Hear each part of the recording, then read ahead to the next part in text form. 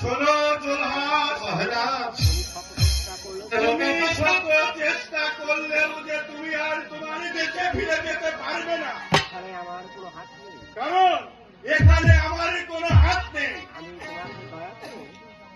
আমি তোমাকে দয়া করে আমার কন্যা দান করতে চেয়েছি। তুমি মনে চাইলে যেতে পারো, কিন্তু কোনো লাভ হবে না। মহারাজ, আমি যদি সত্যি সত্যি আমার দেশে যেতে না পারি,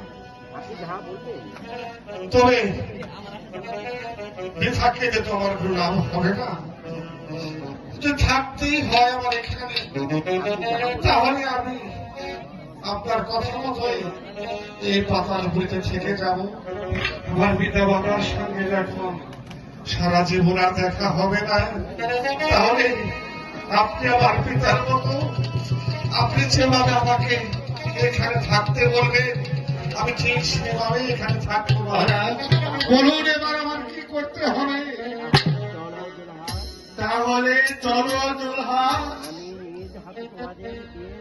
আমি নিজ হাতে তোমাদের বিয়ের কাজ সম্পূর্ণ করে দিই। আমার মেয়েকে তোমার হাতে তুলে দিয়ে রাজ্য সিংহাসন যা কিছু আছে সবই তোমাকে দিয়ে আমি তীর্থে চলে যাব। এসো জোলহাস, আমার সাথে এসো।